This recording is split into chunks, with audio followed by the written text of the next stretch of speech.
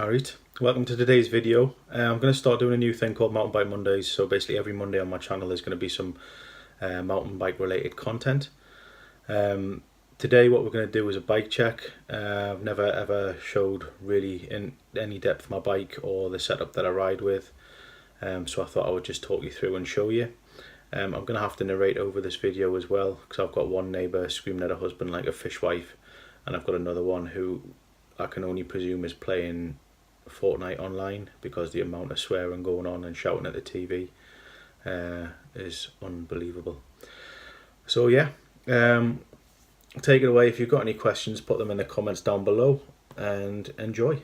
So when choosing this bike, I bought the frame and all the components and I built it myself. I basically wrote a wish list of everything I'd want on a bike and worked out that if I was careful and looked for things in the right areas, I'd be able to get a way higher spec bike than what I would manage to get if I just bought a full bike. So the bike itself is a 2013 Nukeproof Mega TR frame. The TR stands for trail, and it came with a RockShox Monarch RT3 shock on there as well. Handlebars and stem. So I chose to go with the Spank Sabrosa 747 Evo bars. And then for the stem I chose to go with the Spank Uzi Trail stem, so I think that's got a 50mm reach. The grips, some of the favourite grips I've ever owned, they're ODI Ruffian MX lock-on grips, super soft. On the underside they've got a waffle feature to help hold on. And now moving into the brakes. So the brakes I chose for this bike was the Shimano SLX, and as you can see I like to keep my cables as short as possible, still allowing room for the bars to twist around should I fall off.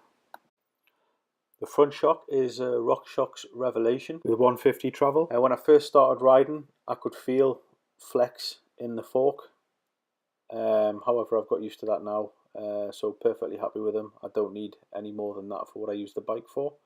And on the rear, as I mentioned previously, we've got the RockShox Monarch RT3 with 130mm of travel. Wasn't a huge fan of this, as it's really linear, so I'll just blow through the travel without even going over any jumps or anything like that. Just bumps and things like that on the trail would give me full travel basically. Got a RockShox stropper post with a standard lever underneath to raise and lower the saddle, and then the saddle itself is a charged spoon.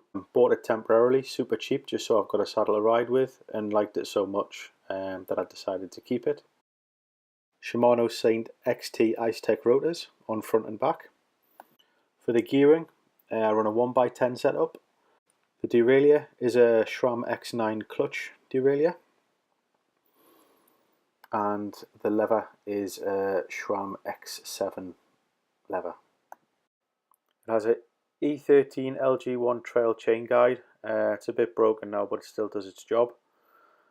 And then that is also connected to a race face narrow wide 30 tooth sprocket. The cranks are Trivative GXP Descendant cranks, and pedals I use are never clip in, always use platforms, and they're DMR Volts. Wheels and tyres are tubeless. Starting with the tyres, on front and back is Schwalbe hands down. I have a softer compound in the front than I do in the rear.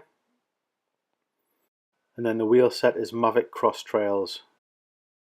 And then finally, Mudhugger Mudguard. So a couple of extra things I'll do to the bike. So I've turned around the seat post clamp just so it doesn't chew up the wire going to the RockShox reverb dropper post.